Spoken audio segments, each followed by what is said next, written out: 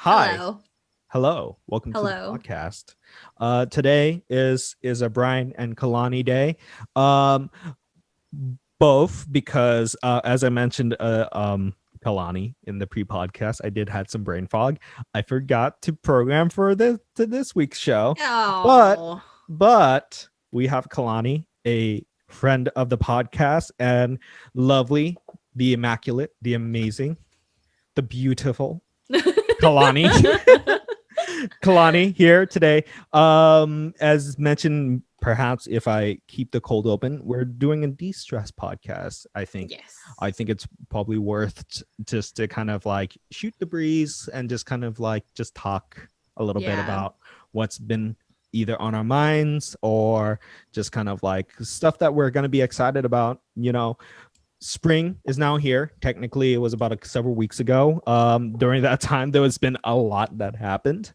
Yes. This season has officially changed. I have worked on my garden with with my parents for about this whole week, and while my students were on spring break. So, Oh my God. Have you grown anything like really cool? my chili plants are questionable right now, but I have brought Brussels sprout seeds, and I brought some seeds that we have not found in like local nurseries. That's kind of cool. I would have never expected this for you, but I could totally see you being somewhat of a botanist at some point. You think so?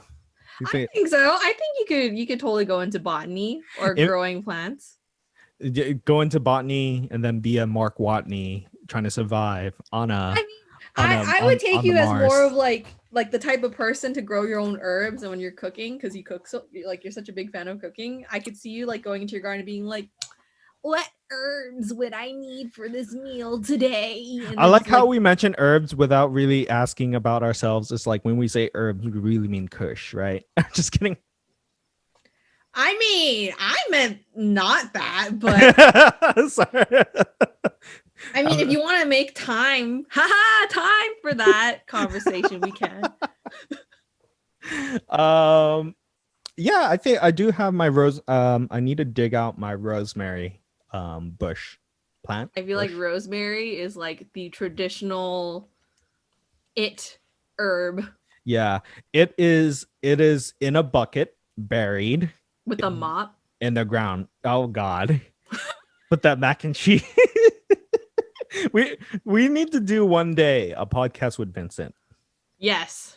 I think Yeah. I need to do one podcast with Vincent again because I do want. I love the idea of doing that. Like, what is Vanity Fair? Like every year, it's like a different interview or like a different pod Oh yeah, like the one they have with Billie Eilish. with Billie Eilish, Andrew Yang, and like some other folks. Yeah. Yeah, I like that idea. It would take a second to figure out, but I'm pretty Yeah. sure it could happen. I'm pretty sure Uh, it could happen. yeah, and then also it's like Vincent has really gone so far in his career, and I'm just like, I'm still here with my podcast. It's okay. Yeah, no, it's actually wild how much like And it's him. amazing. It's all like he will. I think the same thing for this podcast. It's like we both willed in to existence, kind of like the careers we wanted to some degree. Yeah. Yeah. I think that's kind of like an interesting thing to watch happen, Hmm. like watching people change before your eyes. Hmm. As someone who like at a lot of times has felt complacent with like the situations that I've been in, I think Hmm. it's very interesting to think back on stuff that has changed from like just like my mental opinions about things to Hmm. like just physically. I Hmm. mean, aside from the fact that I'm bigger, Yeah. but I I'm thicker. No, I'm just kidding. Sorry. I think we all either got thicker or just maintained. It's the COVID weight. We'll just Yeah. hot girl summer will come next year. Hot girl summer is better than what Chet Hanks has said. Oh my god. White I boy just summer. watched that video. I just watched that video yesterday and I was so confused as to what was happening. I was just like, Watch as privileged white man talk about himself. that was a mess. I don't like it. Yeah, it was a thing, and it was a whole lot of yikes. I don't. Actually, so I showed it to Mal, a friend of Mhm. ours, and Friend of the podcast. he was saying like, what did he say? He was like, "Oh, I looked it up, and he was like married to who was he married to? He was married to a hold on, I'm gonna look it up. Chet Okay. Hanks. So yes, I know this is a long intro, but we're just gonna talk about random things for I hope within an hour. We'll see. That It's in and out. when it's just Bryan and Kalani, there's no rules. It's just right. Oh, sorry. So his wife was Jamaican. Okay. So that explains some decisions he has made. Does it make any sense of it? No. I think that's the new hey, I have a black friend. Is like, oh, I'm married to a person of color. Therefore, I am woke as fuck. Oh god, I hate that kind of like line of logic where you're Mhm. like, oh, I know so and so, and therefore I can't be so and so. I'm like, you can be anything you want to be. Shut up. Yeah, you could be anything you want to be. It's 2020, it's 2021, and I guess, there's some people that says, no, you cannot be anything you want. You can only be one thing. Well, I mean, what I mean to say is like, Yeah, go ahead. you technically could be anything, so you Yeah. can't really say that you're not something. Yeah. But besides the point, sorry. There goes my rant of the day.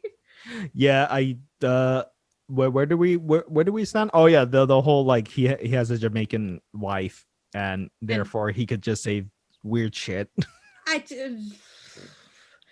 I originally, before I saw like the video, I was just like, why is he putting an accent on out of nowhere? And then I read the information. I was like, I guess that explains where it came from, but it doesn't make it any better. It doesn't make it right. It probably does. It doesn't make it right. I feel like it makes it worse. But anyway, what's something that you've been looking forward to recently? I've been looking forward to just there's a lot of HBO hashtag not an ad content I've been watching. Did you watch the Snyder Cut? No, not yet. I actually have not seen Justice League. Actually, the first one. Yeah, I have. Oh shit! It was Batman versus Superman, and I thought, oh, this is an all right movie, I guess. You know what? I think that'll be interesting for you. I kind of want you to watch it now because like one. Well, Justice League 1. Okay. Because I had this conversation with a friend of mine because a friend of mine also watched the Snyder Cut, and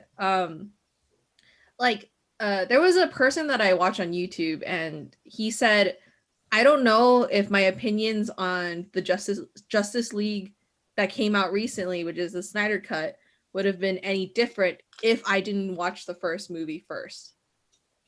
But you're in kind of like a weird situation where you haven't watched either of them. Yeah. So I think it'd be interesting to see what you would think of the film if you watched the Snyder Cut verse and then watched the original. The original. Because obviously, I think there's a lot of people that have mentioned that it's bad.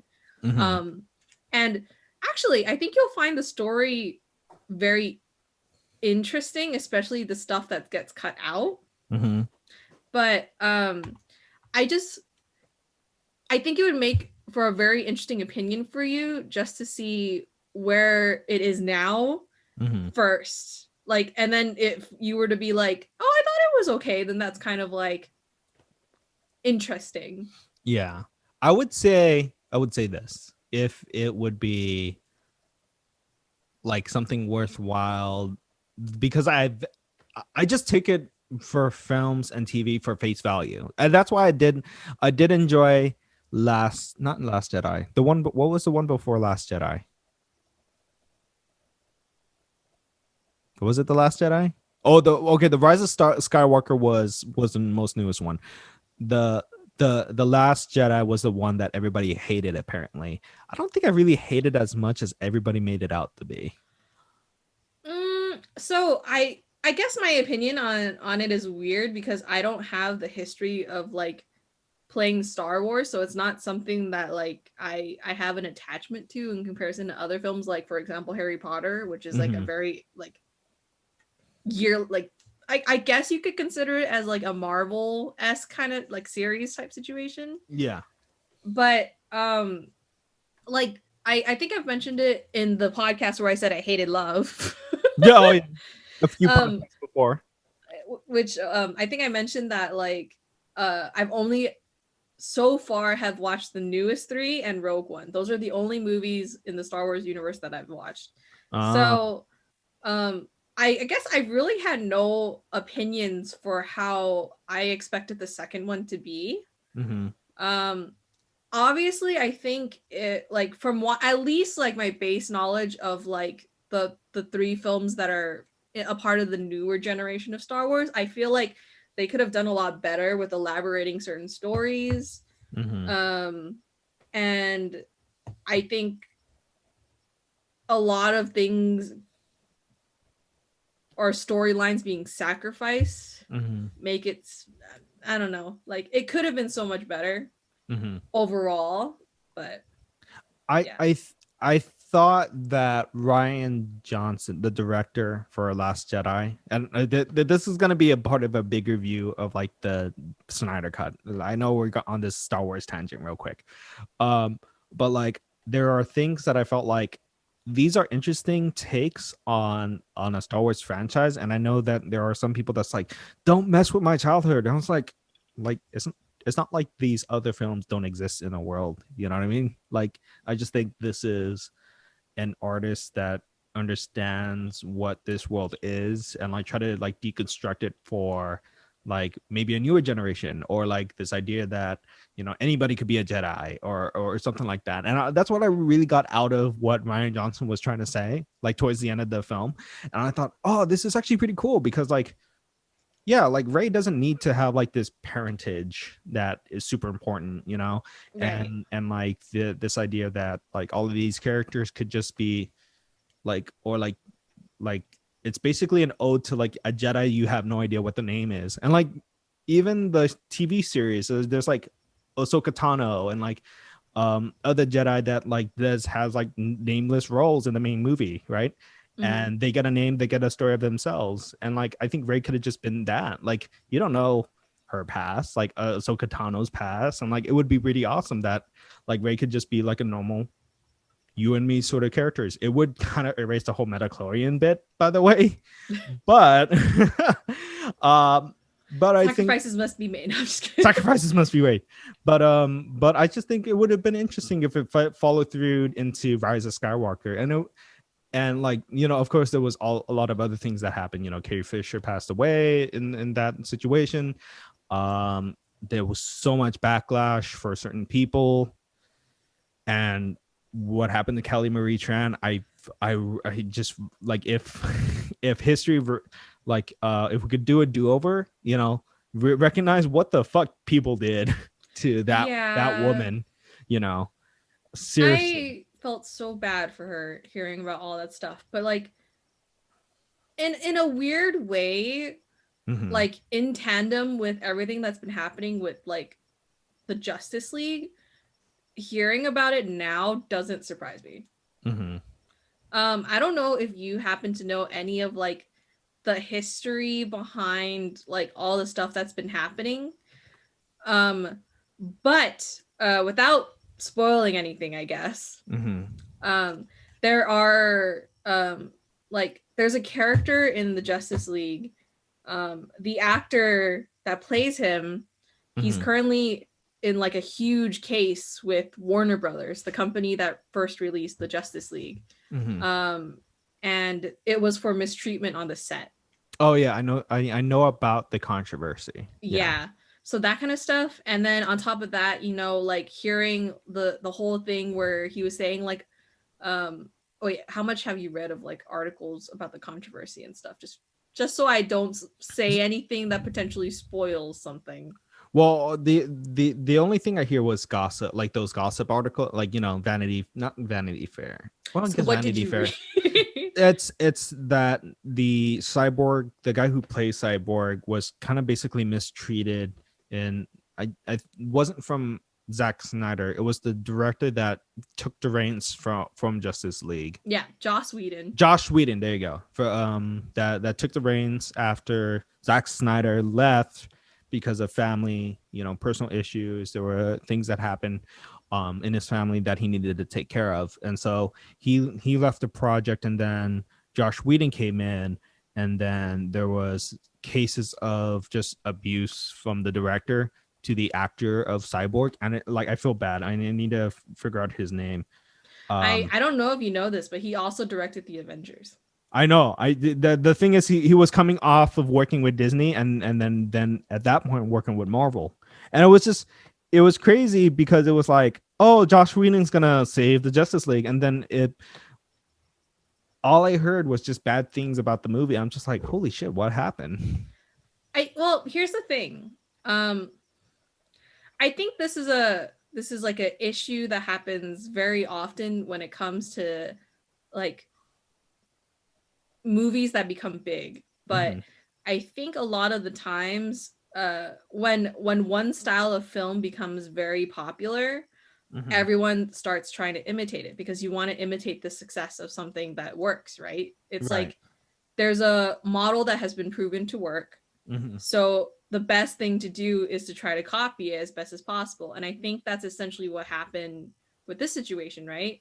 You had Marvel, who I guess I at least can confidently say has done a really good job with like most of their storytelling and stuff like that.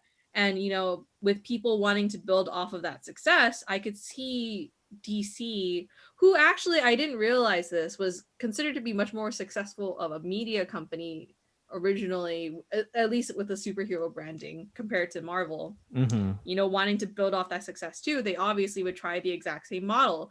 And I think the problem that arises with that is that Marvel put in a lot of years to get to the point of where they were by the time that like their big budget films came out, with like the Avengers and whatnot, and all of the smaller characters. And they put in the work to like get them out there. And I think DC tried to do that, but I think definitely like the character building of certain characters just did not work out well enough.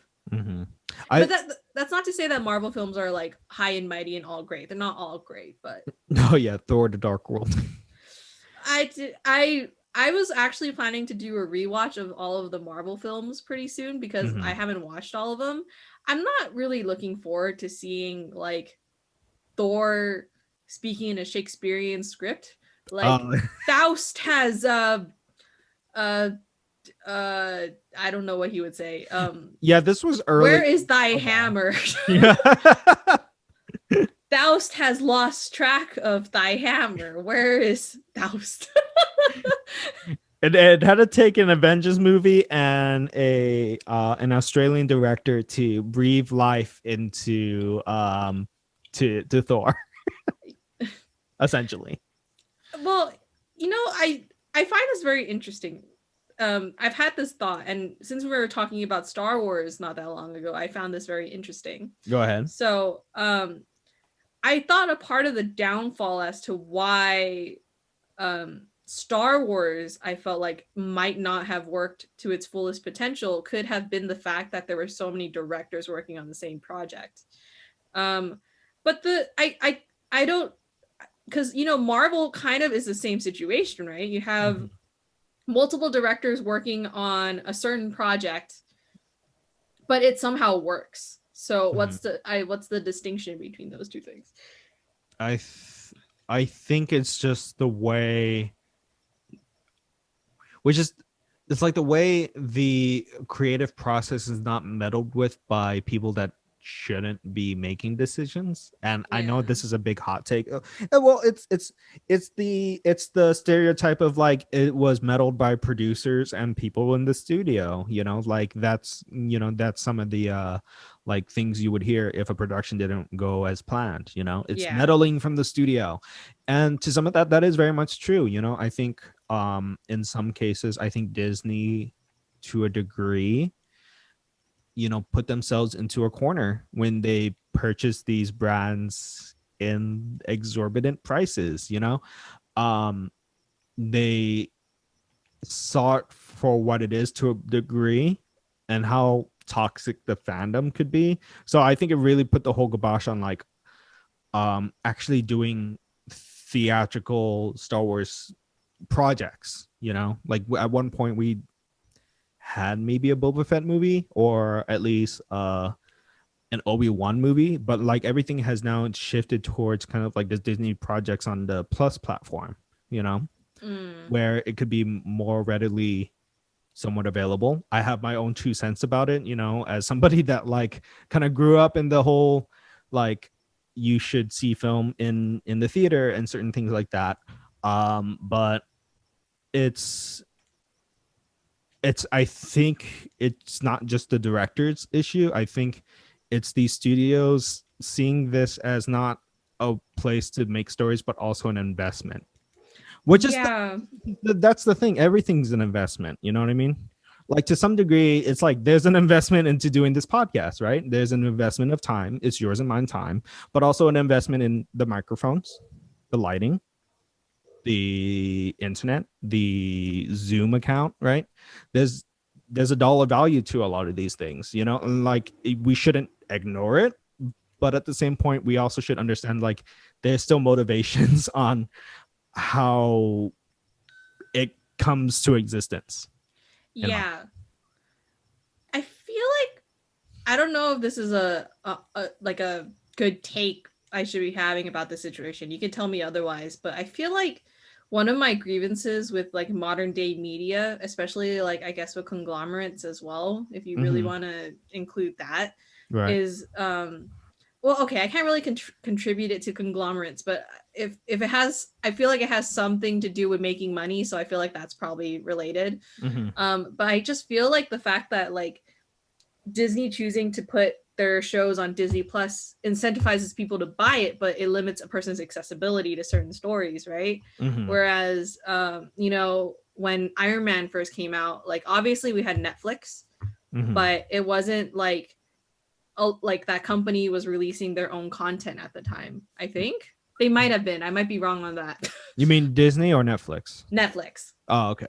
But like we mentioned before, when you see a model work, obviously everyone's going to try to recreate it in their own different way. And with the rise of streaming services from all these bigger companies, like obviously that was going to happen, But I just feel like I personally like watching movies in the theaters. I think that it's such a nice experience to have it like on a full screen in front of you, and you just traditionally eat like the popcorn, drink a huge cup of soda, which apparently only America has.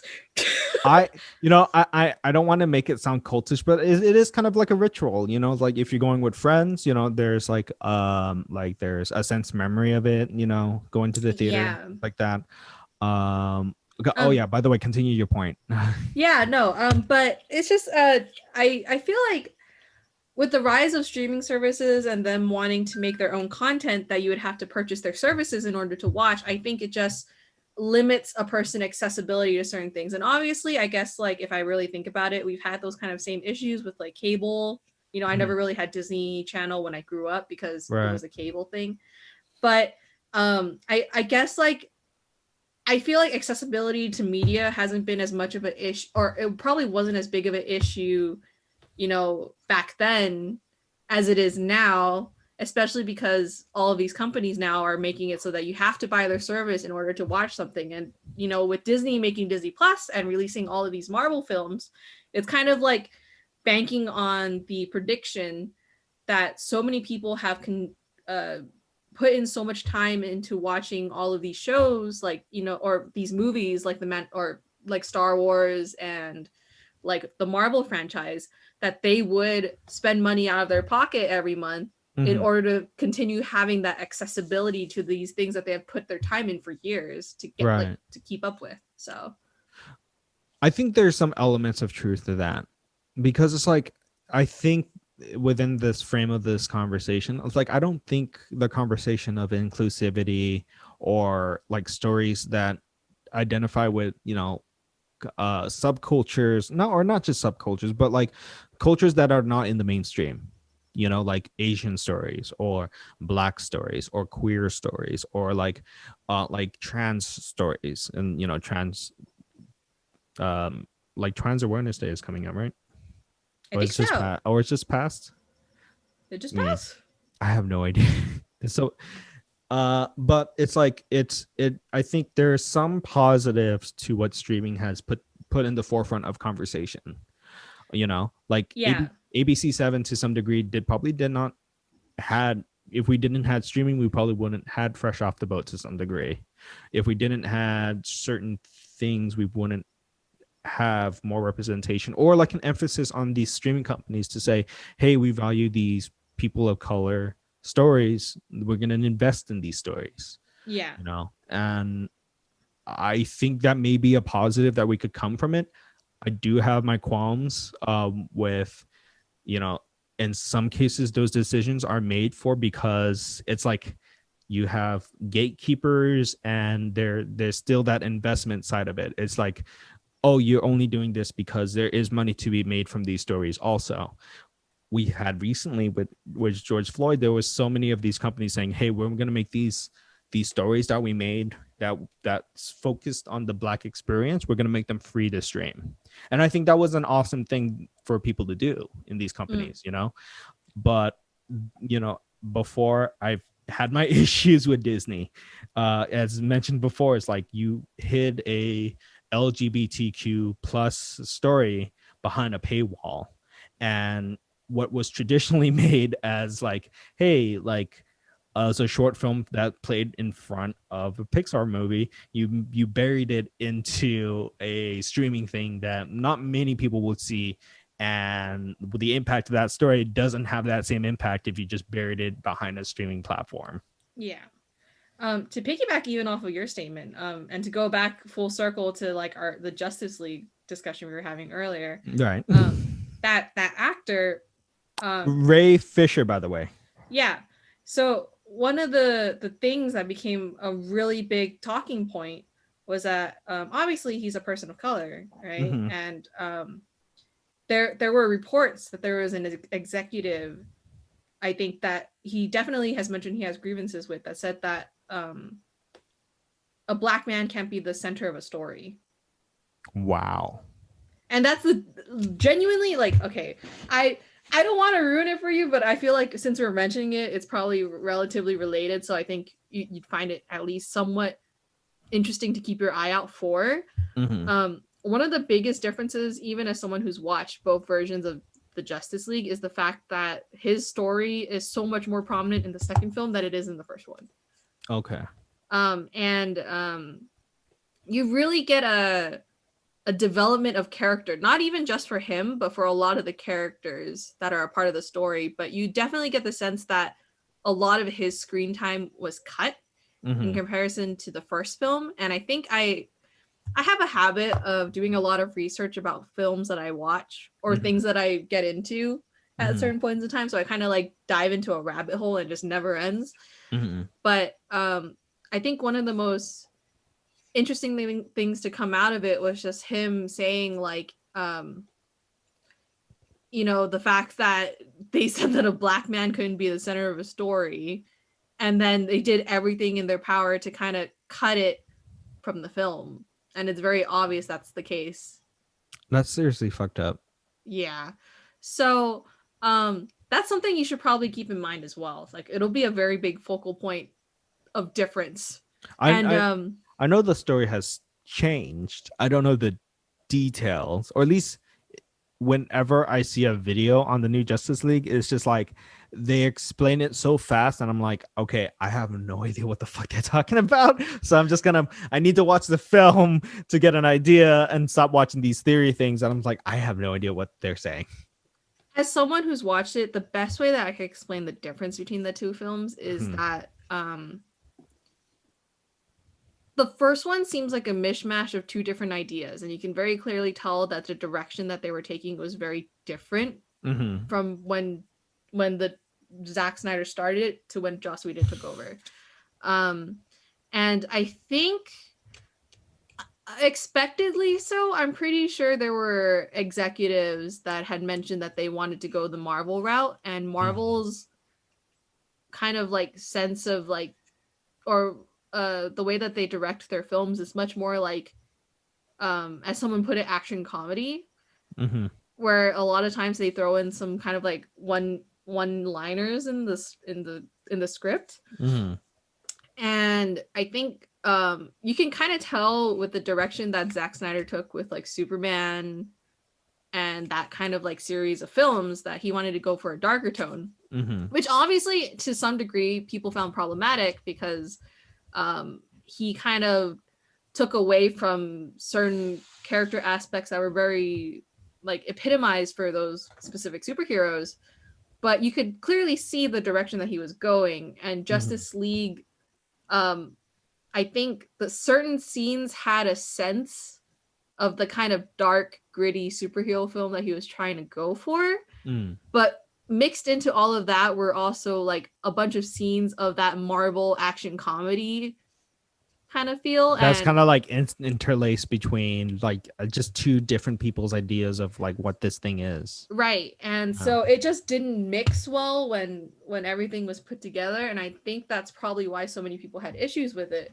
Mm-hmm. Whereas the Zack Snyder film as a whole, or the Snyder Cut, I guess, is very much just what he wanted for the franchise, right? Mm-hmm. Obviously, a lot of things that are put in there are no longer going to happen because DC has kind of changed how they decided to shoot those films. But you kind of get a sense of where he was going, and it kind of worked a little bit better than the first film. That's what Yeah. I would say. I would hope. I think this is really like Watchmen sort of territory, and I know Zack Snyder was also the director for like the I think was like 2009 2010 Watchmen movie, but like it's like when a next creator or next director picks up where Zack Snyder left off, or maybe Zack Snyder could like go back and like be buried in the weeds into the DCEU sort of situation. But like I think that there's gonna have to be a conscious effort. Am I gonna follow the Zack Snyder cut, or am I gonna follow the Josh Whedon cut? Sort of stories. And I think there's even new characters that I think one version has more than the other. I just need Yes. to watch it. I knew about the whole Martian Manhunter, Martian Manhunter Yeah. sort of character, and he was like always like my favorite character for whatever reason in like the Justice League TV show. But I just know that Josh Whedon cut out the Martian Manhunter, and I don't even know why. I didn't even bother to watch the movie. I do find it interesting that a lot of the characters he cut out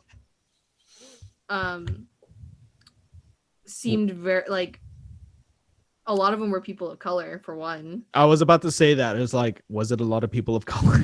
Yeah, no. One of them obviously was the Martian Manhunter, which is an alien, which I don't know counts as a person of color in that I mean, technically his human form is, so that technically counts. But two of the people that they took out of the film was what's her name? The girl that the Flash likes. I don't think I didn't even watch Justice League, so I wouldn't even know. Well, anyways, it's okay, you know what? I shouldn't mention who the characters are. But besides the point, both of them were people of color. Okay. So it's just very interesting. But so are we exposing this now? Josh Whedon has a very problematic casting choices. Well, I don't know if it was maybe like a issue of circumstance, right? There could be like higher ups that kind of contributed to the problems. That's fair. That's fair. Right. That's the thing about either working in the film industry or just having a tangential knowledge of entertainment. Is like, I think so many things fall on the director. Yeah. That people just assume it's like, that's him. That's the bad guy. It's like, well, maybe there are other things along the lines that may be the issue here. Yeah, I feel like it could be a mix of a lot of things in that situation. But I will say that at least the way that the film is cut after everything has happened, I can very well see it like they did a lot of things that Marvel did with like WandaVision. Like it was very much kind of like the situation of what happened with what's her name? Scarlet Witch or No. There's an ant on my wall. I'm killing it. Oh no.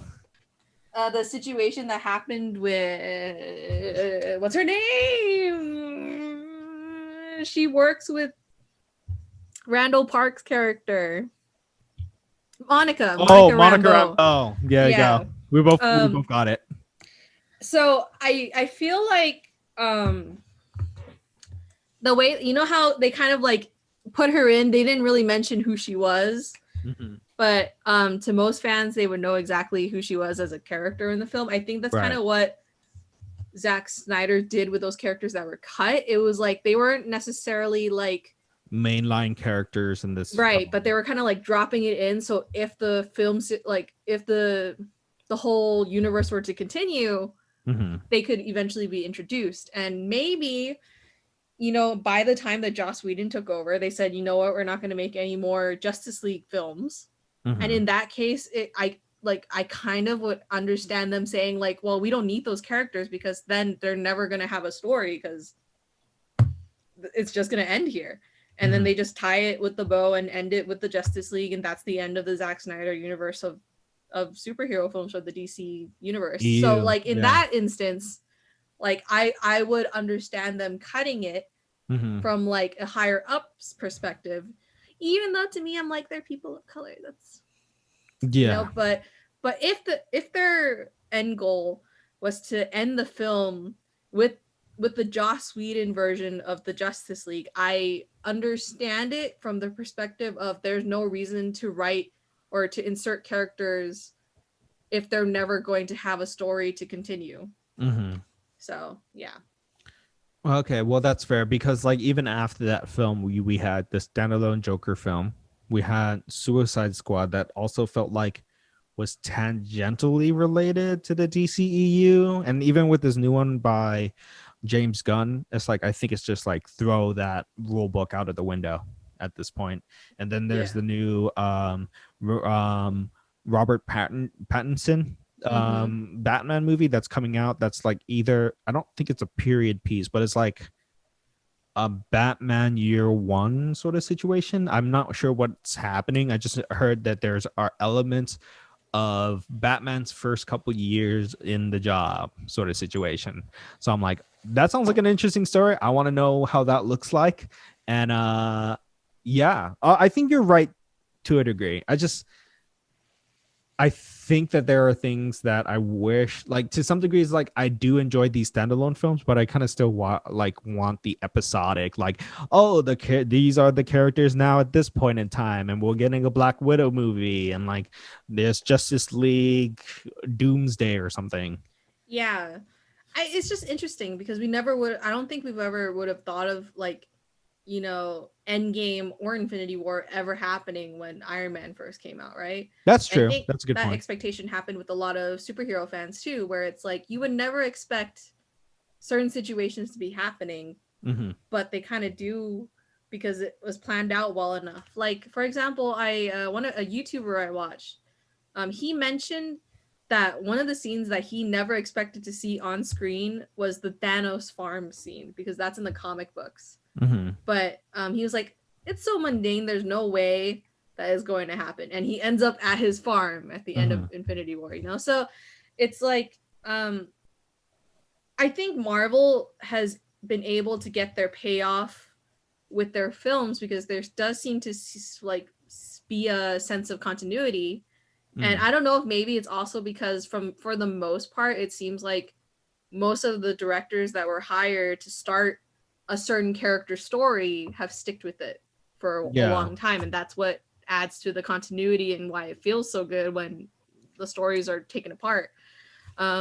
Yeah, we had issues with like DC that like Patty Jenkins was either like not called in to, you know, reprise her directing role in like Wonder Woman and like all of these other things that like the DC also had issues too. Not to say that, with the Star Wars, there was issues too, like the whole debacle with Ryan Johnson and like the fan kind Yeah, of like crazy fan situation.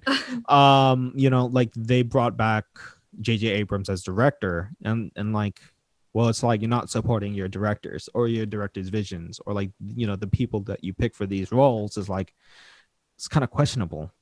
right. I was going to say too. Sorry. No. This is just a piggyback of what you're saying. But I think, like I said, a lot of the instances seem to be, at least for Marvel's case, that when they hire a director, for the most part, they stick with the same storyline, so they continue what they want for the character.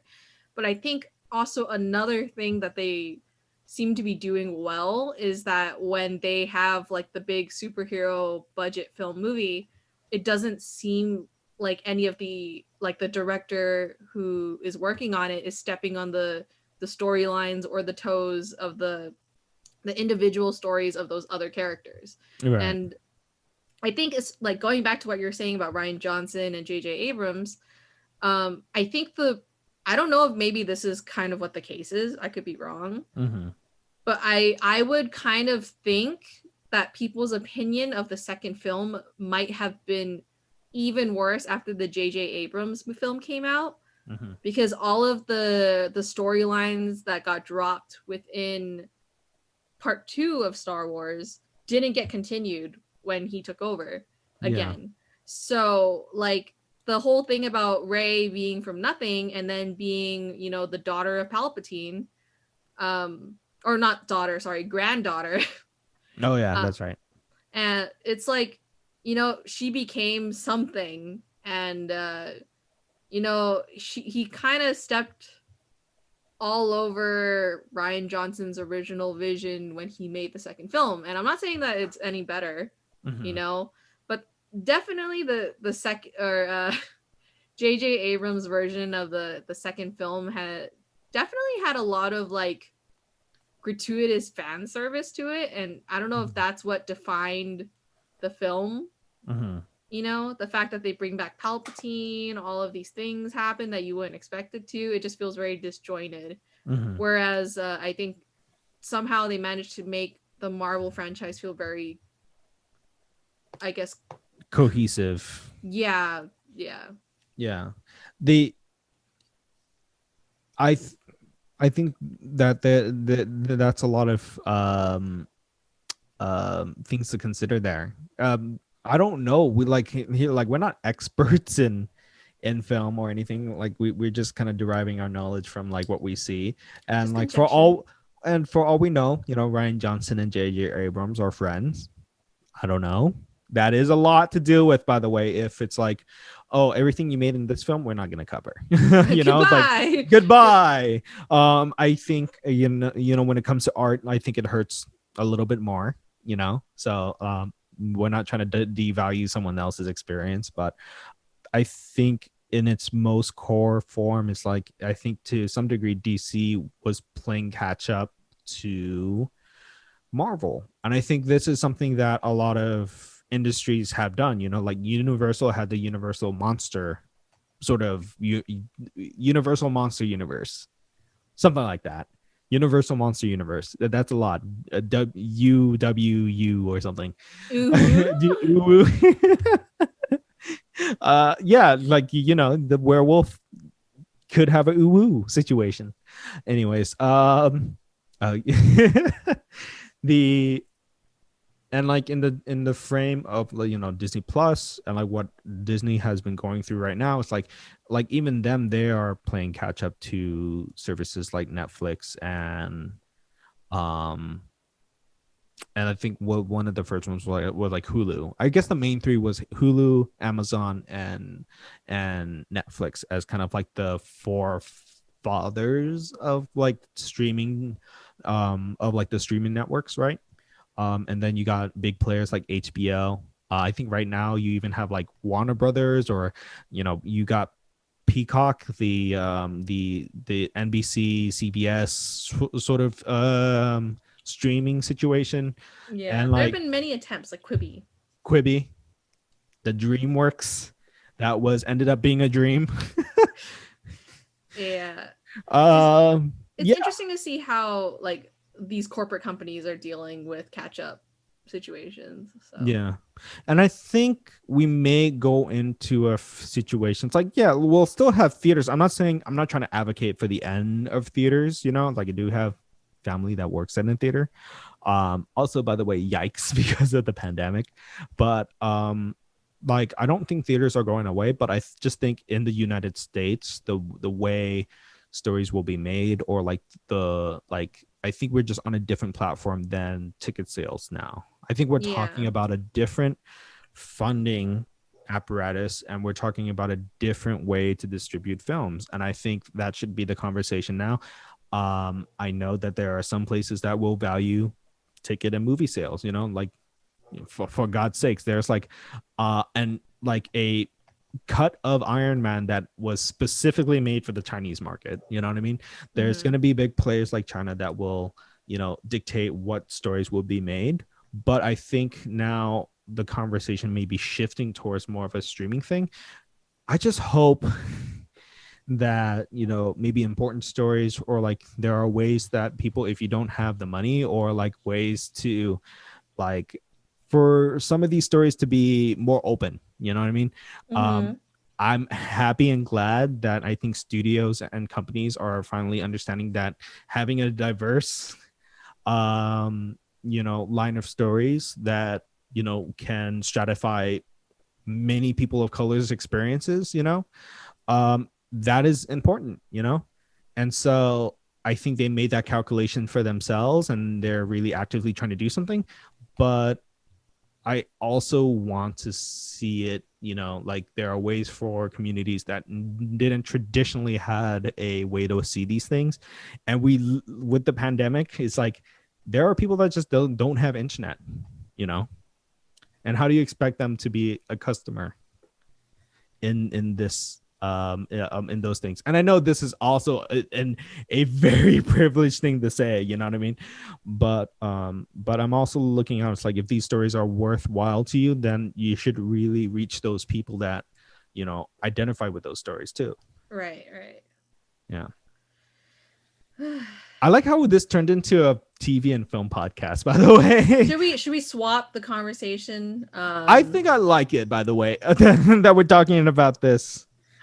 You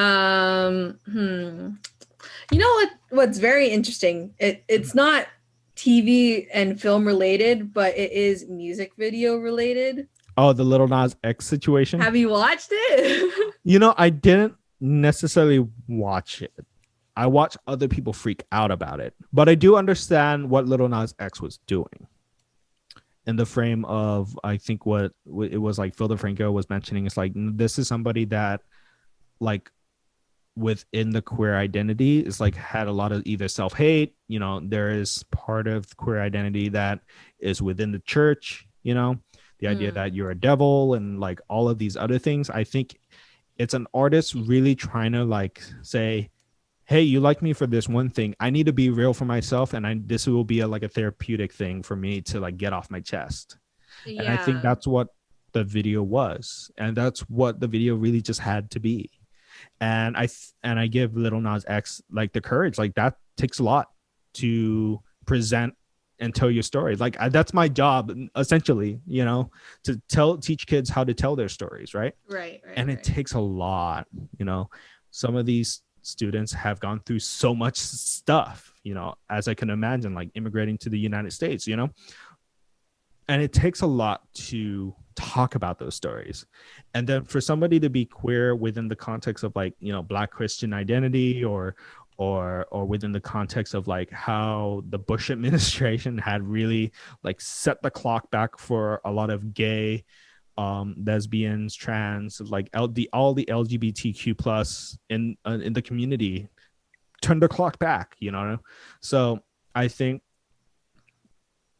the same thing with Trump. I just think that, you know, it is art. Yeah. For lack of a better term, it is art. And it has just been really funny that a lot of people are losing their minds about it. I whenever it comes to discussions of religion, I think that's where people have a lot of things to say. I don't think a lot of people like it when people talk down or do things that are out of the confines of what they personally describe to be their religion, and I think that very much happened to be the case with Lil Nas X. Mhm. You know, um, like never did I think I would ever see a guy give a lap dance to Satan, but here we are in 2021, right? And But then immediately kill Satan after that. yeah, we stand. No, but yeah, no, I just think it's, you know, there are so many people that look. Oh God, this is going into religion talk. Well, But we could be very specific and only discuss it with Little Nas X because I do have like a little button in this conversation. yeah, no, well, at least in particular, my opinions on it, right? Mhm. I think there are a lot of people that are very faithful to what the Bible says or what certain religions say is right or wrong. Mhm. Obviously, there's no way you could really 100% be like, this is true because this person existed. Because, you know, Mhm. I'm pretty sure over the thousands and thousands of years we've been on this earth, you know, those kind of stories have been passed down from generation to generation. And like telephone, they're always bound to change a little bit here and there. Mhm. And so, you know, when I watch Montero, which is the music video, and I watched an interview that he did afterwards, you know, he was saying like, this is my interpretation of stuff that was written in the Bible. Mhm. And, you know, I think the thing is that there are certain people that will read something, Mhm. and because we're all different people, have different opinions of what those words mean. Right. And you know, I find it very difficult, I guess, to like, how are you to say that he's wrong in his belief, you Mhm. know? Especially because, you know, that's his interpretation of the words that you're reading. And So, like it's like is his interpretation and his experiences, you know. I think right. that's the thing about art that I always have to remind people. It's like in some cases art can be it could be an island in an ocean of content almost, you know. Mm, Like sometimes art can be very singular, or right. in the case of Little Nas X, I think it had resonated with a lot of people that kind of grew up in Christian households. You know, they could be LGBTQ but can't come out in the way they want to because of those structures and the family structures and things like that. And then for him to come out and say like, listen, like this is how I felt I was treated, I'm gonna speak my truth and I'm gonna make something very provocative, you know. Like I think he's playing um I wouldn't say it's like a similarity to Lady Gaga, but like Lady Gaga was like the thing that popped into my mind, and I'm sure that there's other communities and like people and like artists that have done it better. But like, you know, the idea that he's gonna do this and has no qualms of what anybody else thinks, and I think that's a very powerful statement Mm-hmm.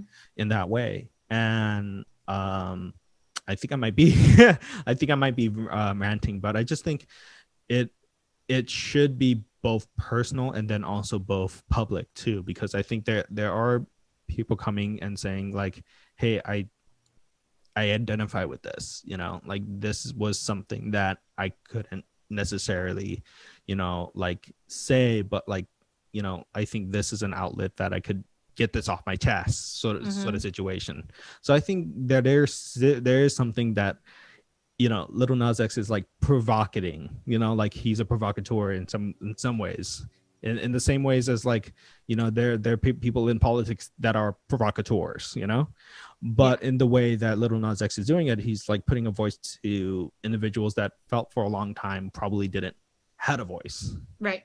Yeah. Or at least that's how I view it. I could be wrong. Obviously, I don't necessarily identify as LGBTQ, but like the thing is like from what I see and what I understand, like this is what I got out of it as a conclusion. Yeah. That's understandable. Yeah. I can kind of see that too. Not gonna lie. Mm-hmm. I I don't know. It's just it's been very interesting to see the reactions to the music video in general. And like the shoes, by the way, right? Yeah, that too. There's a whole like case going on about that, but that's an entirely different situation altogether. I But th- I think the thing that I find interesting is that it's an artist that says, "Hey, this is how you see me," you know, and I'm gonna play that role just to show you how ridiculous it is. yeah. I think that might be the way it's going in this way, you know? Like, I don't think he has any qualms. I think when it comes to art, I think he wanted to produce it, put it out there, and just kind of like, done, Yep. you know? Get that off my chest because this is what how people should see me to some degree. Right. I don't know if that's how Little Nas X really feels, but I that's what I get out of that. Yeah. Yeah. He can do whatever he wants. But anyways, what other things have been on your mind recently?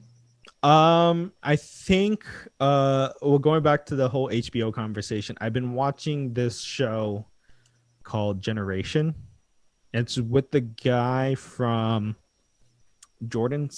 Smith from the Detective Pikachu movies.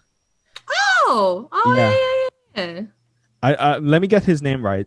Detective Pikachu. But it's kind of like in that same vein of the Euphoria with um Zendaya, you know? Like it's set um in a high school situation, right? Like it's like a high school drama, but you know, with a lot of queer subtext or not subtext, but like the LGBTQ elements is in the forefront of the conversation. And I was just kind of pondering, it's like this is a Justice Smith. There you go, Justice Smith. I knew it started with a J. I was just trying to figure out what the name was. Um, yeah, it's a good series. I really enjoy it. Like the drama. I think as of lately, I'm just like I think I'm consuming content that was not necessarily made for me, but also trying to understand like kind of like what it's been made for. You know. And so I was like deep in thought because like it is an LGBTQ driven story, right? Like I've seen what was looking right, and it was like a very like white centric show. But I thought it was awesome. Like, you know, where with some people in our friend group, it's like, well, where are the representation of queer people of color, you know, in TV and film? And I was just thinking, like, why is it set in a high school situation?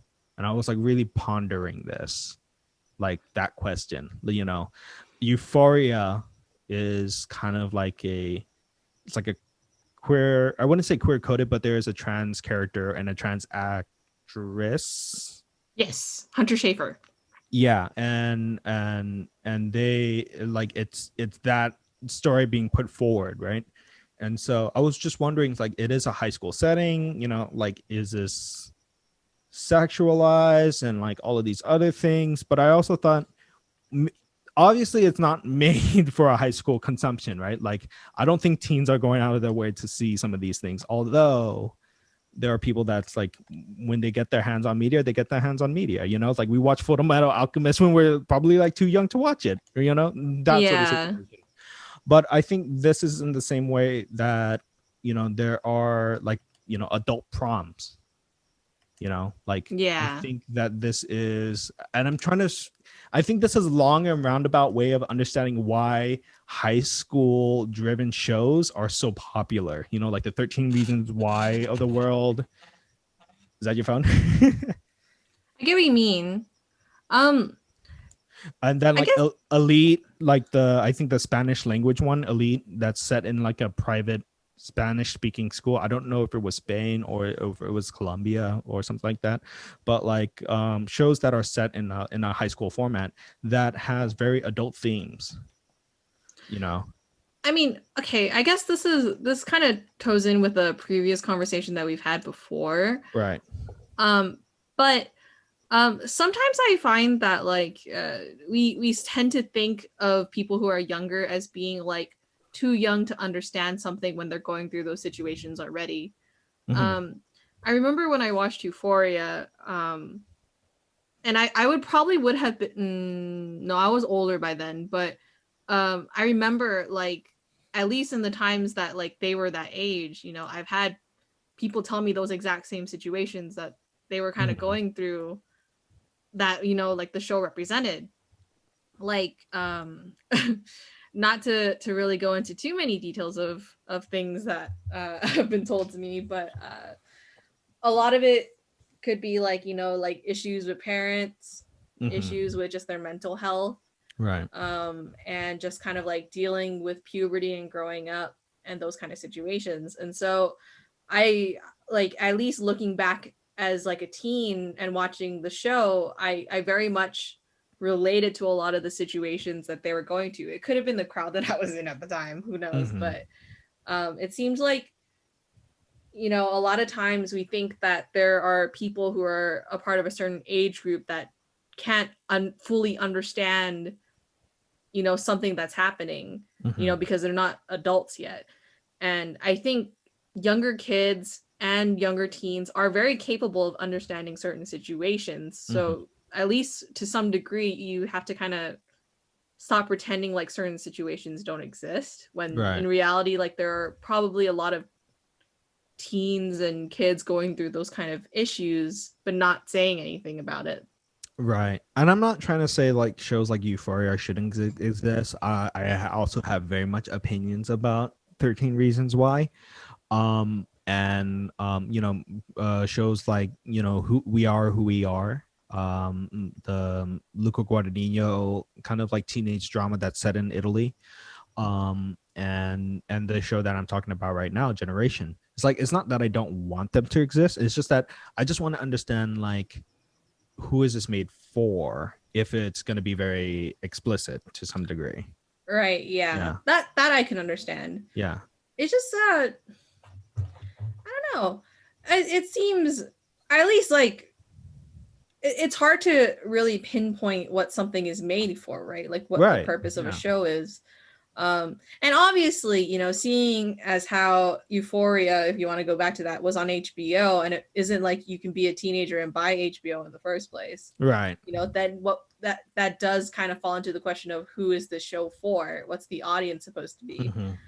And you know, at least the way that I take it, it could be kind of like one of those you looking back on your own personal experiences type of situation. Or personal life, certain things. Yeah. I mean, I think that kind of transcends all of those films, but I guess there is also a wide variety of, if you want to kind of narrow down the genre, like teenage films. You know, I'm pretty sure Euphoria and like To All the Boys I've Loved Before are like tangentially in the same genre of film, but they're entirely different stories about different things. Right. And so I do kind of understand the whole thing of like, who is it for? What is the purpose? Right. And actually, on a tangential note, now that you mentioned it, I actually read the book for 13 Reasons Why before I never watched the show. I actually thought it'd be interesting to see in a film back then. I watched 13 Reasons Why in like an analysis sort of situation, and like someone explaining like the story verbatim, and like kind of like, oh, here's this and here's that. And I'm just like, wait, how privileged is this school if you're going to be like, you're going to do all this crazy shit and then all of a sudden you're just going to college? Yeah. I'm just like, what? And then the whole storyline about the only LGBTQ character dying of AIDS. And I'm just like, okay, is this the 80s again? Are we doing this again? You know, actually, I did have because I knew, because there was a season 2 and a season 3, it'd be different. So I was wondering if the book writer for the 13 Reasons Why book partook in season 2 and season 3 or whatever, however many seasons they have of the show, because the book ends by the end of like by him just like sending the tapes to all the people, and that's it, right? So there's nothing else. So as soon as they said, oh, we announced season 2, I was like, what are they gonna talk about? That's where the book ends. So I got curious as to how they were going to continue the story. But then I guess that kind of goes into marketability, huh? Like films that, you know, you push for the market value versus telling a story, I guess, in a way. This is why to some degree I do like HBO because I think there is a conscious effort, like, you know, for the show Looking, right? It's like it was 2 seasons in a movie. Was it I think it was three seasons in a movie. And the only reason why they even had a movie is that there was, like, HBO said, there's a fan base. Just sucks that this budget just couldn't make it so we could have another season, but let's finish out the story because I think this story is worth it for the fans. And like I think HBO does have that. I think Netflix just have this thing as like, let's create anything, see what sticks. And sorry if budget doesn't work out, but we're canceling it. Yeah, I not gonna lie. I was really bummed out when there's a show on Netflix called Sense8. It was one of my favorite Oh, shows. really? Yeah. And it got canceled, and I was just like, Wachowski sisters, right? That made that yeah, one. Yeah. I thought that was such an interesting story, and for them to cancel it just kind of hurt a little bit on the inside. So I don't know. It's just it's interesting what they pick and choose to be marketable and not marketable. You know? Right. I think I remember somebody. Okay, so I need to send you this creator. I think it's not Ellie or oh god. The vamp really quick. Sense8. I'm thinking about watching it because I saw this YouTuber cover it, right? And like I was like, oh wait, what? The creators of like The Matrix made this like TV series that like transcends like different parts of the world, and like it has like this, you know, mythical yet sci-fi related sort of situation. I'm just like, hey, I might be into that. With a twist. Lady Knight the Brave. Lady Knight the Brave. Like knight spelled as in like a kingdom and knight, right? I will look it up really quick so I can look it up later. Yeah, Excuse the typing. So spoiler. Sorry. Oh my god. This podcast is a mess. The most recent, wait, I think 8. I watched this. Sense8, Stronger Together, right? A video essay. Yeah, I think I watched it. An hour and 20 minutes. I think I might have watched this. I watched that. I was just like, oh, there's some things then there I want to watch. And so yeah, you know, that's a good thing about Netflix to some degree. I don't think the TV shows that they've made will come off of Netflix. The jury's still out for the whole Marvel TV shows. I mean, I'm pretty sure they're gonna leave very soon. I wouldn't be surprised, but the only way I see them leaving is that I think Netflix will have to cut a deal with Disney, and then Disney would have to find a way to put it on their platform somehow. Yeah, I mean, I feel like maybe they never really. I don't think anybody anticipated Netflix becoming as big of a company as they are now. Mm-hmm. So maybe that's why they had so many access to shows back then. Whereas now, people have seen the like how lucrative it could be to run your own streaming service, and that's why people have hopped into it. Yeah, and that, you know, I think Netflix does make a lot of money, but I think that they also run the risk of like they are kind of overinvested on a lot of other things too. Yeah, and they still have some things that I do like about it, and I do think that they're kind of like the first to the market. It's just that they just need to find a way to keep people in that service, and there are certain things that I'm like, they decide in their mind, I was like, hey, this is the only reason why certain people have access to Netflix. What are you doing with the whole password situation? I heard about that. Yeah, like it also kind of like I think, what the hell, you know what I mean? I'm just thinking, you made a system where you could add people onto, like, you could add accounts. Essentially, you could have like in my situation, I have like an LA house, and like there are some people in Nevada that has access to it, like my sister's house, right? Mm-hmm. And then my niece has access to it. So I'm like, so wait, are you just like going behind that and like not having Netflix be like that for your platform, and it's just kind of like what are you trying to do? Yeah. I mean, it could be like the situation of you can share the account, but you can only share it with X amount of people, whereas the password sharing becomes much more of a bigger issue. But then that's such a difficult thing to solve. Like, how are you going to go about fixing that issue? Fixing and policing it also. Right. Yeah. I know part of that article was like, oh, they're testing out a new algorithm to do that. And it's like, we had YouTube. And I'm not saying you shouldn't invest time in researching it, but I'm just like, you had certain places that was like, oh, we're testing out an algorithm. And it's not like it hasn't worked out. Yeah. Well, I guess we'll see how that turns out. But yeah, I don't know how that's going to rectify itself if that becomes the case. So we'll see. Mm-hmm. I know we started this prompt of you asking me what am I looking forward to, I think, in terms of just like anything, right? And I immediately thought of TV and film because I'm a big nerd when it comes to that. What are you looking forward to? And I know we've been on the subject of film. We could keep it on film and television, but what have you been looking forward to? I know you've been doing a lot of Animal Crossing lately. Yes. So right now they have cherry blossom season, so I've been playing it a lot. Mm-hmm. And I think I was telling you earlier before we started I was like, I'm going to get all the egg baskets today because I had work. So I was like, I can't play it until I get home.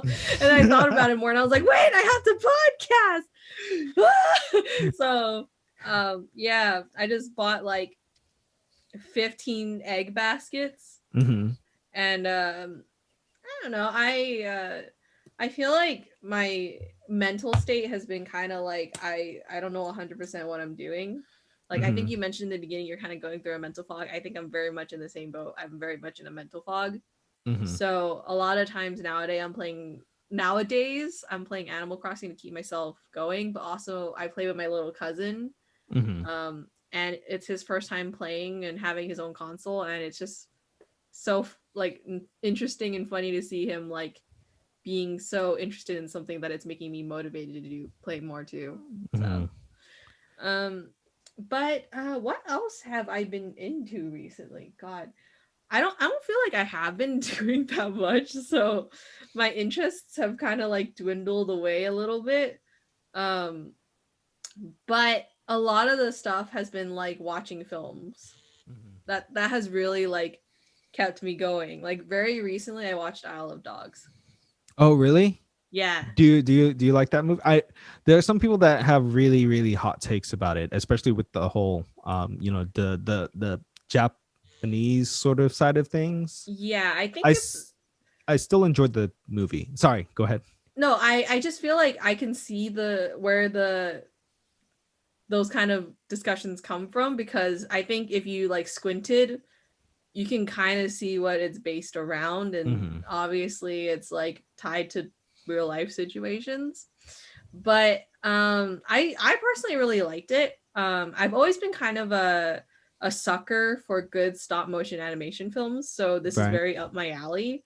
However, I will say that watching a Wes Anderson fic has made me Wes Anderson picture has made me want to watch like the Budapest Hotel. I think that's also my God, I love that movie. Yeah, I really wanted to watch that one too. It was okay. I don't want to spoil it. I don't think this is a spoiler, but like the first couple minutes of that film, this was one of the first films I watched by myself, like going into a theater by myself.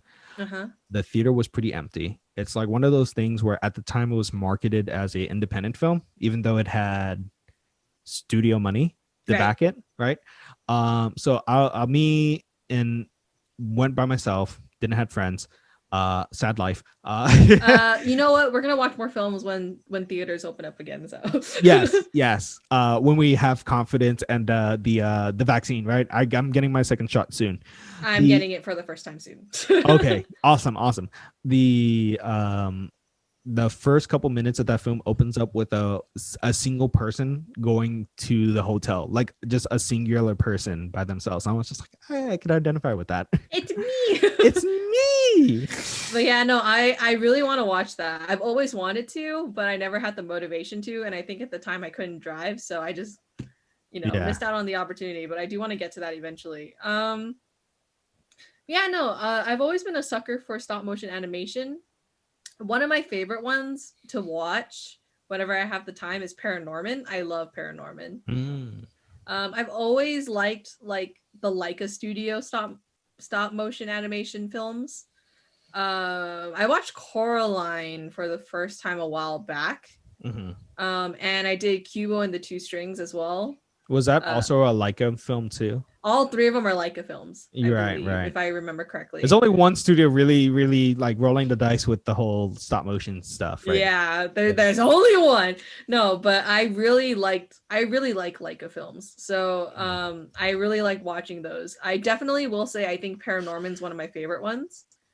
But Isle of Dogs was a pretty good film to watch and get through. I I was like throughout the film just kind of like keeping an eye. I was like, oh my god, what's gonna happen? Oh my god, I need to know. Yeah. I think in one of the rare instances of a Wes Anderson film when the dog doesn't die. Oh my god. Oh my god. Oh no. Well, to be fair, there was a dog that died. It just wasn't the dog that you were thinking died. Yeah, oh yeah, that too. But the funny thing is that in Grand Budapest Hotel, I think there was a dog scene. did they die? It was an angry dog though. But it was part of the plot. It was part of the plot. And then I remember watching what was the one on an island? Oh shoot, the one with the Boy Scouts.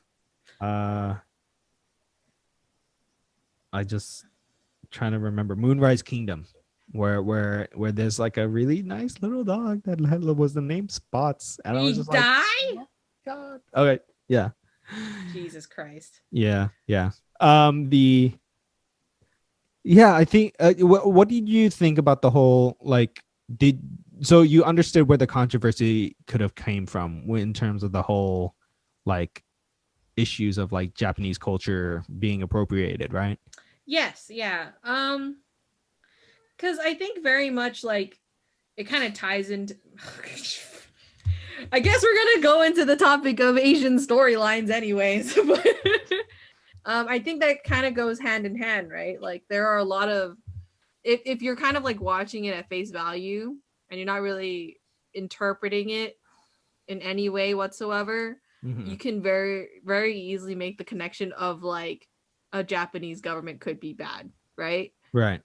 And obviously there's a girl in there that's from America that goes to school there, now that I think about it. And she's a part of the pro dog campaign. Yeah, basically the like the advocate in the film. Right. But she also loves the kid who saves it. But besides the point, like I think it goes into assumptions of like Asian governments. If you're really thinking about it hard enough, it could be like a discussion on that. And also I feel like it does lead to a question of like, do people appropriate Asian cultures for the aesthetic specifically? You know, I feel like I don't know if it would be considered appropriation per se, but I would at least argue that there are a lot of people that use like certain things that you would considered Asian as like an aesthetic, right? Yeah. Like for example, I would say like there's a music video for Nicki Minaj that came out a couple years ago, and it's called Chun-Li, right? And it has like I remember a lot of that kind of imagery. And if you're really thinking about it hard enough, you could argue that it is appropriation of a culture because it's dwindled down to the fashion styles and stuff related to Chun-Li being a character. And it's very hard to kind of figure out what would be considered as appropriation and appreciation, right? Because obviously like people are still having issues with that now, but like There's a it's lot of just yikes going around. yeah, I feel Yeah. like I don't think that issue will be solved anytime soon, if you Right. ask me. Like Right. it's going to be there for a while. Um I think that I'm glad that there are discussions, at least too. yeah, I will at least say that I think the discussion of appropriation of Asian cultures is much more prominent now than Mm-hmm. it was originally, especially with things like if you really want to think about it that way, henna tattoos is also appropriation. Could Mm-hmm. be considered that, I would like to say. Mm-hmm. Um I don't know. It's just uh I feel like appropriation and appreciation of a culture kind of toe the line very easily because like the one thing that defines appropriation is intent, right? Mm-hmm. And if your intent is for, oh, I just wanted to use it for the aesthetics and just the look Mm-hmm. without understanding it, that's appropriation. But you could Mm-hmm. very easily as well say, I have studied the history of that this as for a long time and I appreciate it and stuff like that. But everyone will still say it's appropriation. So what's right? Yeah, that's right. Okay. Yeah. So I feel like, I mean, also not even to mention it this way, but there are a lot of people that can just say that just to avoid getting in trouble. But like, Yeah. Yeah. There's an element to that. I think there's the thing that does bother me is like there's a infantilization of culture. I think to uh, some degree, Isle of Dogs does play into that. Like you like boiling down a culture to like very basic things. Like when you like when it comes to Isle of Dogs, it's like the rigidness of Japanese culture versus the youth movement, and like there's this different things like sumo and sushi, and like that like they're like always conflated with just Japanese culture, but like this is a civilization that has a broader context that goes back thousands of years, then different periods and different art styles and different things that you know can constitute as Japanese culture, but it's only been boiled down to some sort of set things, yeah. and Mhm. and that's the thing I do kind of worry about to some degree, because it's like when it comes to anime and like certain things, I'm just like, there are things that I feel like are only drawn to Western eyes, that people try to, use to gain a profit. And like, yeah, like shows set in Edo style samurai costumes, you know what I mean? Or shows that like really, really dive into certain tropes of Japanese cultures. And it's just like, does it have to be that? Does it like, could we have other characters or like different settings? Violet Evergarden is like in a fictionalized kind of European tropical setting, right? Mhm. Like, can we have stories that doesn't always have to revolve around kind of the Japanese aesthetic, right? I think Attack on Titan also has it too. It's like a very European style, and then Fullmetal Alchemist also. Mhm. So I think that's the question I have for some creators. It's like, yeah, I think intent does have to play a huge role when it comes to cultural appropriation and cultural appreciation. Mhm. I just hope that there is a multi-layered discussion about what a culture can be and Right. can be represented. Yeah. Because if modern interpretations of Japanese culture is only just samurai, and I'm just like, you're not looking too deeply into like sorry, you're not looking too deeply in this. Yeah. I think my one take, and this might be kind of an unpopular take, Yeah. is like, so we obviously we see things like you're like European-esque imagery in certain animes, right? You mentioned Full Hmm. Metal Alchemist and stuff like that. But we don't really bat an eye to those kind of situations. And Right. the one thing that I've thought about for a while now is the reason why we look at like if something like that were to happen and we can easily define it as European imagery, Hmm. we don't say it's appropriation because there's so much instances of it being in like there's so many stories out there in the world and films that have represented different types of people that are, I guess, more Eurocentric Right. in comparison to like, for example, like we're talking about like the appropriation of Asian cultures, right? we haven't had a lot of Asian films being made so far, Mhm. or at least any mainstream ones, right?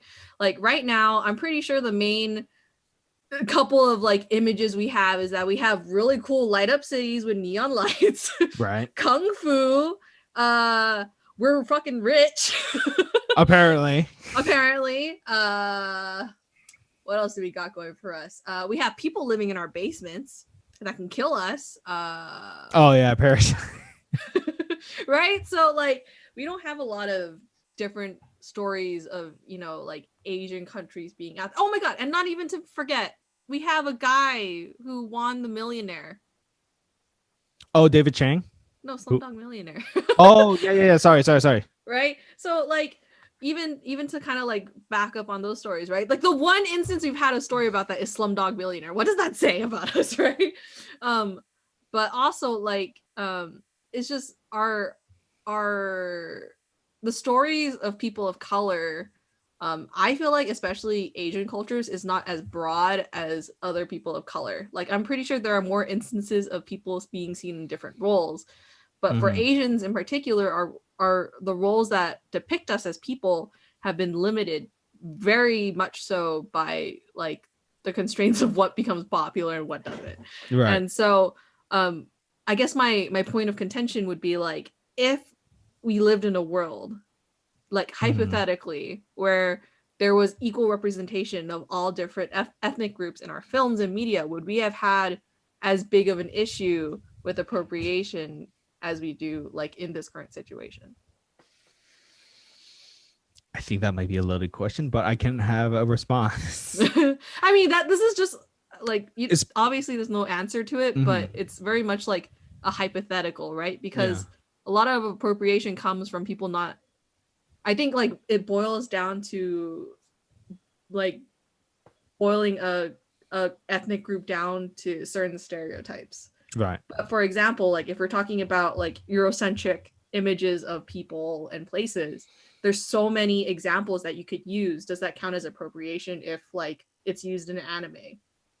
Whereas like as like an aesthetic, does that equate to like an Asian country in a major film? Because that it basically is like the same situation, right? It's like you're using the imagery of an Eurocentric nation, like it would be kind of like the equivalent of using Asian imagery like in that kind of like situation. So does that equate as like one's considered appropriation but the other isn't as much? Okay. I wonder. I know it's a deep thought, and it's taking time for me to think about it. I also want to consider it's like who, in that point, if that's like line of questioning, it's like who gets to decide those settings, and like who can tell the story more respectfully than another person. I think that like that is a fine line, right? Like that I think those are the like types of opportunities people can come in and say like, you see, cultural appropriation is should be kind of like, you know, the idea, because you know that's how culture becomes, you know, like you wouldn't have Turkish food if it wasn't appropriated by all of these individuals moving in and trading and all of these different things. It's like, yeah, that's true, but I think it's like we're at a point that like I think that there should be some form of like representation that doesn't take over people's like traditions, right? Religious traditions, you know, whether that's Shintoism or, you know, in some cases like Native American identities, you know, that like, you know, basically the Coachella aesthetic. I think that there are ways that it could be respectful, and then I think there are ways that it could be disrespectful, and I think it goes back to intent, you know. Yeah. Is it Katy Perry at the Music Television Awards, right, doing her song in a kimono, right? Yeah. And just doing it for the aesthetic, or is it Wes Anderson taking the time trying to understand certain subgroups of Japanese culture and then presenting something of fiction to the audience, right? Right. And the same thing for Sofia Coppola, that like made Lost in Translation. It's like a very American or Western idea, but set in a Japanese setting. Right. Is that appropriation, or is that just a storyline or a setting that's like completely alien to a Western idea that it really serves the story, you know? Yeah. So it gotta be intent here, and I think that to some degree, even the whole Nicki Minaj situation, right? Chung Lee, I guess even in the context of what we have gone through in several weeks, is like, you know, some of that is like the sexualization of Asian forms and like Asian dresses that were meant to be, in some cases, either traditional in the sense of like wedding clothes Yeah. or certain things like that. So I think it's just something that I think it's not that we should be woke or anything like that, but just be understanding that when we do talk about a culture that's separate from us, there should be a conversation there where you tell yourself is like, I need to shut up and listen. Yeah. I need to make sure that I'm going to be as respectful as possible, because this is something that's I'm outside. I'm an outsider. This is an outsider's perspective. And if you are somebody from an outsider's perspective making a story, that should be your first question you need to ask. You know, come in with the expectation that you want to learn something, not that, hey, I want to take this, I like the aesthetic, and then therefore I'm going to use this for my film. No. That's where you get the controversies. Yeah. Yeah. And No, I think sorry, go okay. on. Oh, I was gonna say, and this also goes to the whole gripe that I have with Korean pop and like how they use, you know, Western American Black culture and many of its aesthetic, Yeah. and then on top of that, coming back and like doing all of this shady shit with like anti-black and brownness, you know, and a lot of their things. So I'm just like, okay, I see what you're doing. I see what you're doing, K-pop. I do think that there is like, okay, well, either way, going back to the original thing first, I do personally think that like there is no answer. I very much am in the camp of like, I feel like appropriation is such a difficult topic to discuss because it all boils down to what the person's motives are. And there's no way to definitively say someone appropriated something unless you actually were that person, you know what I mean? But secondly, I think at least when it comes to like image, like anti-blackness, right? That's kind of a pervasive ideology when it came, or at least like in Asian countries, right? At least like East Asian, right? Yeah. Like I'm pretty sure a lot of it comes down from like, you know, the whole thing of like, if you're lighter skinned, that means you were of more royalty privilege, because yeah. you stay indoors more often, whereas if you're darker skinned, you work out in the farms and stuff, and I know that's a thing. But you know, I find it harder and harder now to actually discuss those kind of issues, especially like if you want to like mention K-pop, like that is a big issue in Korea. You know, there's like a model who is half Korean, half black. I remember you telling me this, yeah. Right, yeah, and he obviously has never been to America. Well, I mean, I'm pretty sure he has for like modeling gigs, but you know, he doesn't really know English and stuff, but he's full Korean essentially, just doesn't look it. Right. And you know, how are you to define who somebody is by how they look like, right? And that kind of goes into a lot of the stuff that's been happening, because that kind of ties in with people telling you to go back to your country. How are you going to go back to your country if you're already where you were born? Yeah. You know?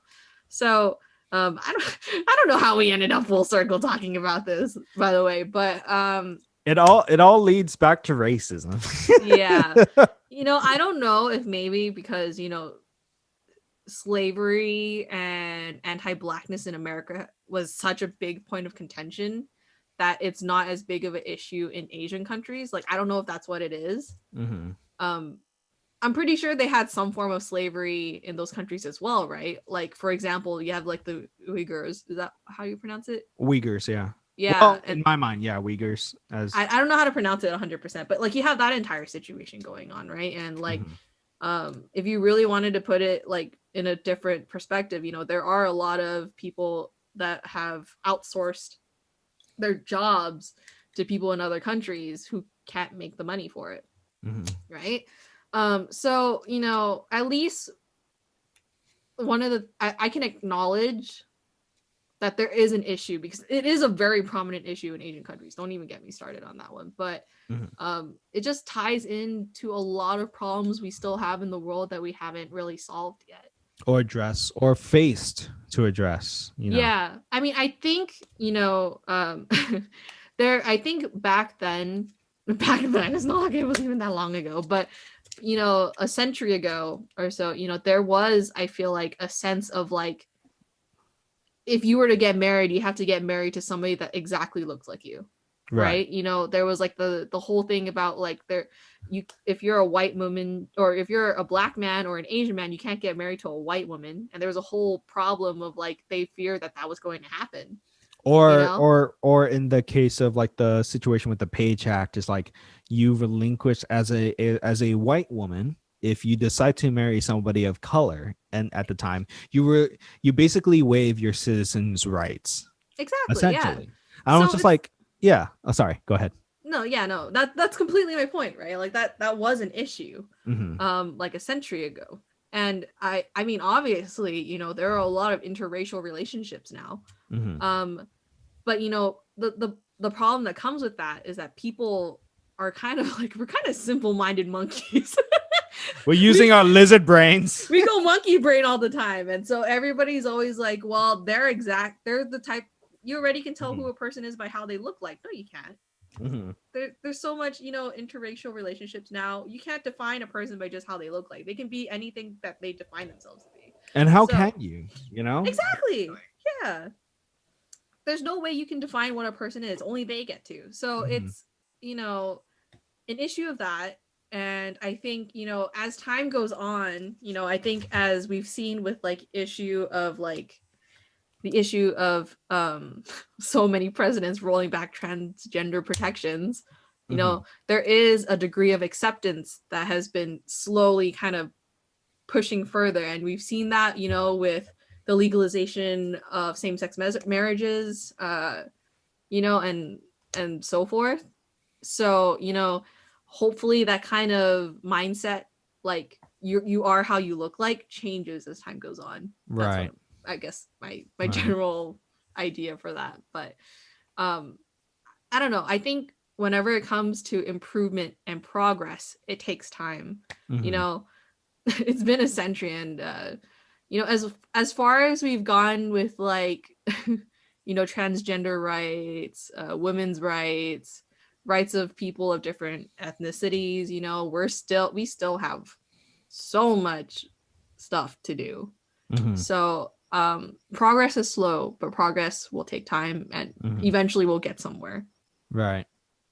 And so our long podcast needs to come to an end soon. I know we've been talking a lot about TV and film.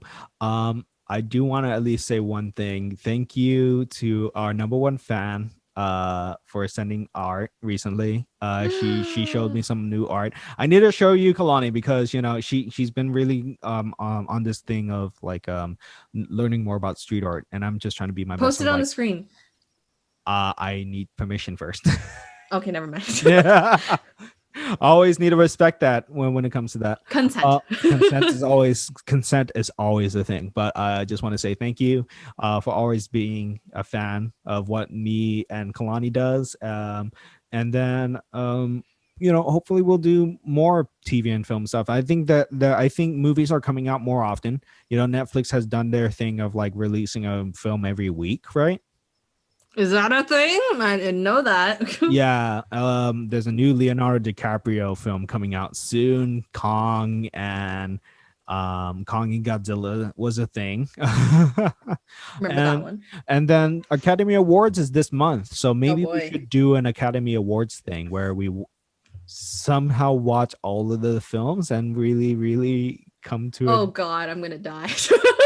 It's 7. Wait, no, is it 7 or 8 films? But I just know that there's a lot of films coming up. So I love talking about film. I know we're not experts at all by any means or any stretch of the imagination, but like, hey, if PewDiePie could talk about films, we can, right? I don't know what PewDiePie was the first thing that came into my mind. I didn't want to reference David Dobrik because holy shit. And then There's a lot of stuff going on in that. in that YouTube space, like losing my voice a little bit. I've been sneezing like crazy, but besides that, Gesundheit. Sorry. But I hope you like, subscribe. I know whenever me and Kalani are in the same room, we're gonna have a long podcast. So thank you for watching, and we'll see you in the next time. All right. Adios. Bye bye.